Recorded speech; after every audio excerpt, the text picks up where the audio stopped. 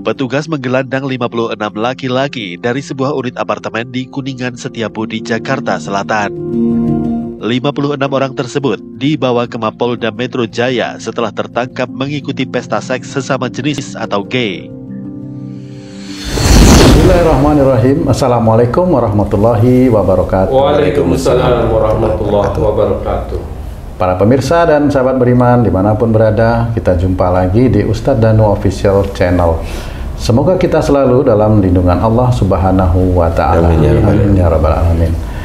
Di video kali ini kita akan ngaji lagi bersama guru kita semua, Pak Ustadz Danu. Assalamualaikum Pak Ustadz. Waalaikumsalam warahmatullahi wabarakatuh. Amin ya Rabbal Alamin. Dan saya juga sudah ditemani oleh Bang Jainuddin dari Kayu Manis. Assalamualaikum Bang Jain. Waalaikumsalam Pak Tung. Amin, alhamdulillah.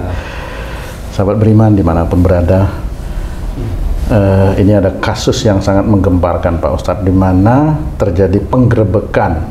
Ada laki-laki yang melakukan pesta seks terhadap sesama jenis, gay. Berapa banyak? Yang ketangkep tuh 56. 5 yang ketangkep, emang ada nggak ketangkep? Nah, jadi sebenarnya si penyelenggara ini itu Oh ada panitia, gitu. ada panitia yang untuk mengadakan acara pesta seks laki-laki itu sesama jenis itu. Jadi yang diundang itu sebenarnya tidak banyak Pak Ustadz, hanya 20.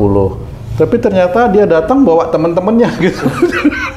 Sehingga banyaklah itu. Karena gratis kali ya? Iya, dan itu menyewa satu kamar hotel seperti itu Pak Ustadz. Wah, luar biasa kasus itu. Nah, kasus pesta seks sesama jenis atau gay ini kita laknat atau harus kita kasih solusi bagaimana pencegahannya?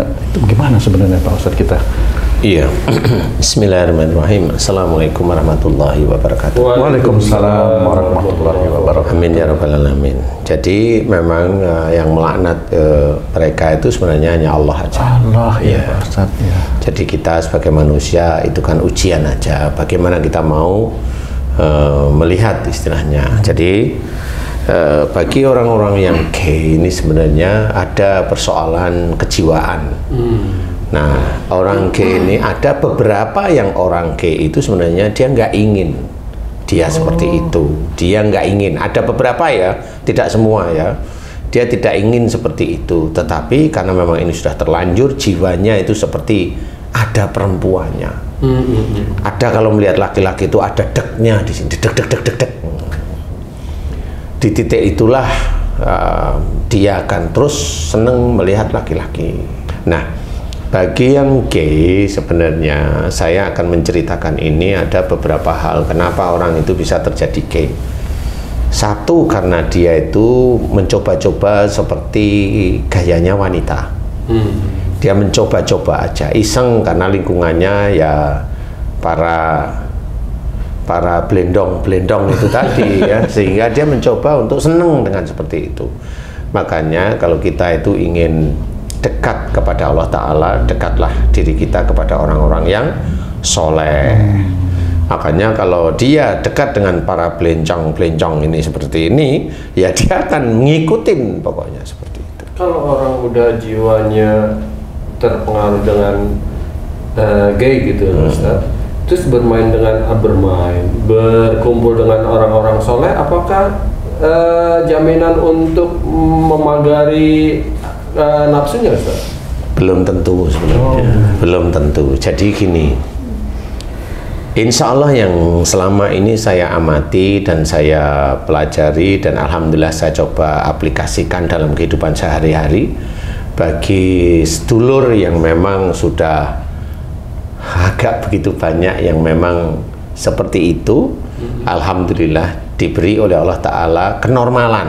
Alhamdulillah. Ya, makanya di sini saya mau bercerita bagi orang-orang yang dia masih ada jiwa normalnya, walaupun dia keinginan lah, normal keinginan menjadi orang normal. Saya akan memberikan gambaran, tapi di sini benar-benar keilmuan ya. Satu, dia mencoba mencontoh orang-orang yang seperti itu. Kemudian lihat orang ganteng itu mulai seneng megang-megang begini, ngerangkulnya dia ada hasrat. Pada saat dia itu ada hasrat, disitulah sebenarnya setan, kemudian dajjal dan jin itu sebenarnya sudah masuk. Insya Allah itu seperti itu. Kalau ada hasrat, nanti dia akan ketemu orang itu, mulai ada hasrat lagi. Nah, ini menumpuk nafsu itu. Sehingga hasrat itu hanya masuk, jin itu hanya masuk, dajjal itu hanya masuk, setan itu hanya masuk. Titiknya adalah pada saat mata, pendengaran, pikiran itu ketemu dengan si laki-laki itu. Masuk saja, sehingga dia hanya senang pada saat itu dengan laki-laki itu. Nah, kalau sudah dengan laki-laki itu kemudian gagal ini ya, dia lihat laki-laki lain sama, karena sudah ada dajjal di dalam pikirannya, sudah ada dajjal dalam jantung, hati, dan juga di organ kelakiannya. Itu sudah dikuasai.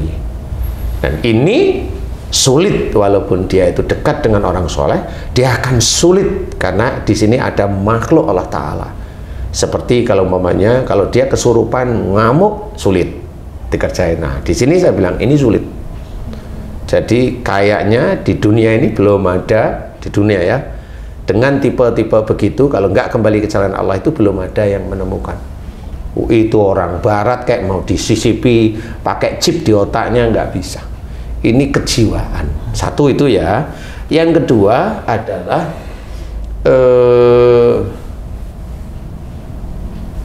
yang pertama tadi saya anggap itu juga lingkungan. Bisa mempengaruhi, Pak. Bisa mempengaruhi. Kalau lingkungannya artis kan seperti itu, seperti begitu. Bukan menular, karena dia menginginkan dia itu seperti itu. Jadi kan kelihatannya lucu, kemudian dia niru-niru. Akhirnya ya dia ada jiwa seperti itu. Ada jiwa seperti itu. Nah, ini yang tidak boleh. Kemudian yang berikutnya adalah, nah, ini dari genetik. Genetik ini insya Allah diturunkan bisa dari ibunya, bisa juga dari ayahnya. Genetik itu maksudnya genetik sejenis itu? Atau ya selama ini kan dokter nggak pernah nemuin kenapa ada LGBT kok bisa muncul dan terlahir. Kan nggak pernah ketemu dia. Berhubungan dengan genetik mana, kromosomnya gimana, normal-normal aja. Tahunya setelah jadi. Nah, makanya di sini saya cerita, kenapa di negara barat banyak sekali gay. Nih, insya Allah awalnya, insya Allah ya, karena ini penelitian yang diizinkan oleh Allah Ta'ala kepada saya. Insya Allah itu begini nih. Jadi dulu sebelum anak laki-laki ini ada dalam kandungan atau lahir, si ibu biasanya satu merasa lebih kuat daripada suami. Dalam hal apa nih? Punya uang lebih banyak, dominan, kemudian merendahkan suaminya, kemudian tidak takut dengan suami. Jadi gitu ya, tidak takut dengan suami, khususnya seperti itu. Nah, di titik-titik inilah sebenarnya fungsi laki-laki itu tidak berfungsi di hadapan istrinya. Berpengaruh ke sperma dan sel telur ya? Bukan berpengaruh ke arah sana, kejiwaan istrinya awalnya, iya ini kejiwaan istrinya disambut oleh Allah Ta'ala bahwa kamu tidak menghargai imammu kamu rendahkan, padahal imammu laki-laki. Jadi direndahkan berarti sepertinya imam itu, laki-laki itu adalah seperti perempuan dan dia seperti laki-laki. Makanya pada saat dia itu hamil, disambut oleh Allah Ta'ala, gayamu yang seperti ini ditaruhlah di anak laki-laki yang dimana kamu punya prinsip bahwa suamimu itu di bawahmu, sehingga si anaknya ini tumbuh dengan seperti ada perasaan perempuan dia. Kalau anaknya lahir laki, jadi dominan perempuan jiwanya. Ya, dia sebenarnya kalau saya bukan jiwa sebenarnya ya. Kalau saya sebenarnya ini sebenarnya aslinya laki. Tetapi oleh Allah Ta'ala diizinkanlah makhluk itu masuk ke dalam si bayi ini, kemudian mempengaruhi sistem kinerja organ di tubuhnya. Berarti penyelesaiannya adalah bagaimana makhluk ini keluar. Ya, jadi ini seperti orang kesurupan sebenarnya. Iya. Tapi jiwanya yang terganggu itu Pak Ustadz ya? Ya, sama seperti kalau mamanya saya nangani orang skizofrenia, itu kan sebenarnya otaknya dihack oleh makhluk. Sehingga di sini ada yang bunuh anakmu, bunuh anakmu, bunuh anakmu. Ada yang bakar rumah, bakar rumah. Ada yang bunuh suamimu, ada yang bunuh istrimu, ada yang pukuli ibumu, pukuli ayahmu, bakar rumahmu, bunuh diri, ada mobil tabrak, itu banyak sekali kasus, ya. Nah, itu sebenarnya otaknya dihack. Kenapa makhluk itu bisa ngehack? Nah, itu sebenarnya diizinkan oleh Allah Ta'ala. Karena orang tersebut cara berpikirnya sudah melampaui batas. Orang tuanya nih. Orang yang dihack otaknya. Ini belum yang LGBT nih, belum yang G nih. Belum. Jadi itu hingga saya mencoba untuk membantu mendoakan kepada Allah Ta'ala agar makhluk ini dikeluarkan oleh Allah Ta'ala. Karena apa? Dulu orangnya salah begini, ya Allah ampuni, salah begini, ya Allah ampuni, salah begini, ya Allah ampuni, dan dia mau berubah, ya Allah, dia mau berubah, ya Allah, dia mau berubah, aku mohon kabulkan, amin. Selesai habis itu biasanya bulan depan saya tanyain, gimana ibu, gimana bapak, gimana mas, gimana mbak. Banyak yang alhamdulillah sudah hilang suaranya Ustadz, alhamdulillah. Itu dengan catatan si penderitanya itu memang mau bertekad sembuh. Benar. Nah, itu kuncinya seperti itu. Makanya harus mau bertekad sembuh. Nah, kalau unsur K ini dia sudah merasa happy, merasa seneng gitu, merasa gurih dengan melakukan itu, ya saya nggak bisa ngapa-ngapain. Tapi walaupun dia pernah merasakan gurihnya itu, tapi dia tetap akan bertobat kepada Allah Ta'ala, ya saya akan bantu. Tapi jangan diulang, ya gitu kalau saya. Nah, biasanya seperti itu. Insya Allah kalau memang orang-orang kayak ini paham dan doanya juga jelas, yang dimohonkan ampunan apa? Bisa aja ibunya, kalau kasus ini dari ibunya. Kalau kasus dari ayahnya bisa. Loh, kok bisa gimana? Ayahnya takut sekali sama istrinya.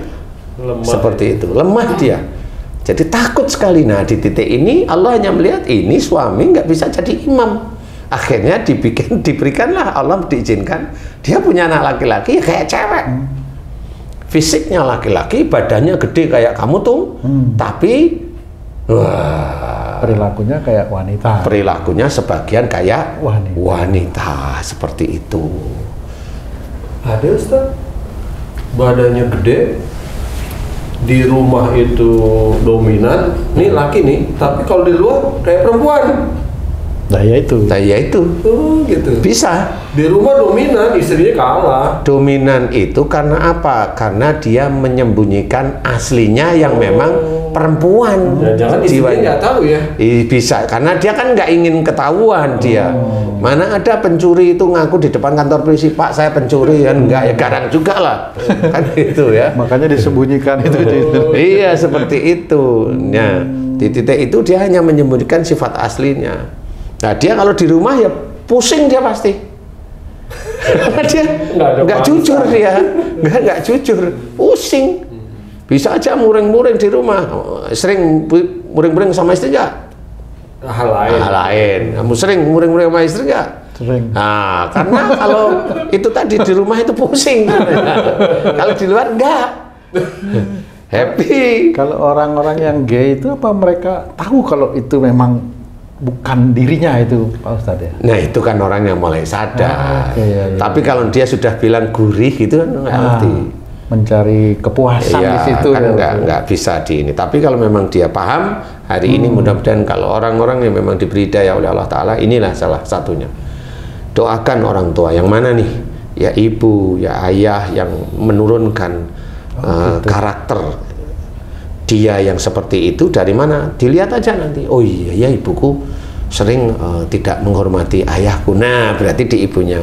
Artinya si anak ini mendoakan. Nah mendoakan ibunya, bisa mau dilihat. Kayaknya ayahku memang kayaknya penakut sekali sama ibuku. Di ini nggak mau, ini nurut-nurut kayak bukan laki-laki. Nah didoakan ayahnya. Kalau memang dulu ayahnya itu tidak seperti imam pada umumnya, ampuni ya Allah, ampuni ya Allah. Jadikan ayahku soleh, jadikan ayahku soleh. Kalau itu dari ibunya yang sering rendahin suaminya, ya seperti itu. Atau ada lagi, jadi apa namanya, ibunya tahu dia kepingin punya anak perempuan, kemudian hamil, kemudian dia itu tahu anak laki-laki, dia di luar ngomongnya begini, aku tuh pengennya sebenarnya anak perempuan, nggak pengen anak laki-laki. Itu ngomong dalam kandungan, nah itu sumpah namanya.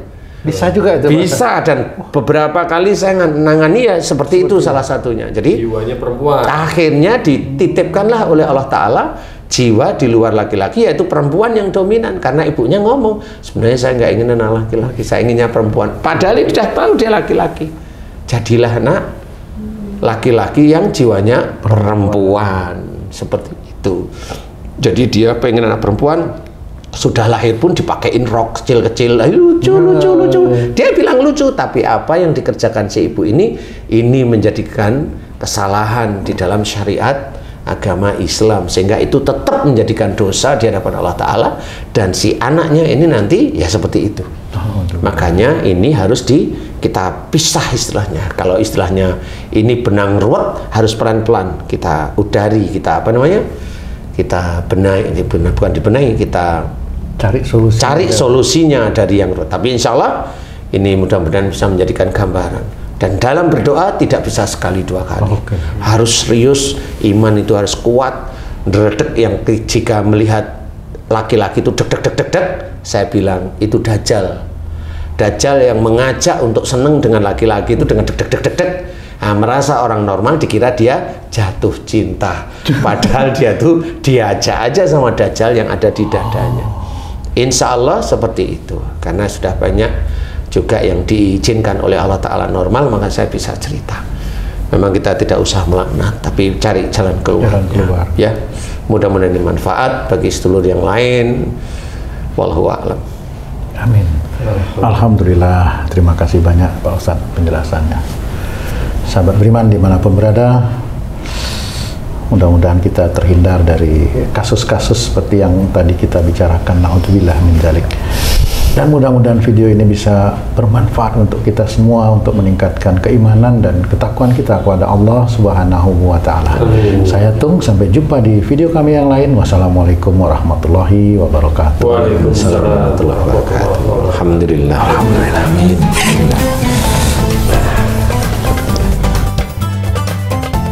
Bismillah.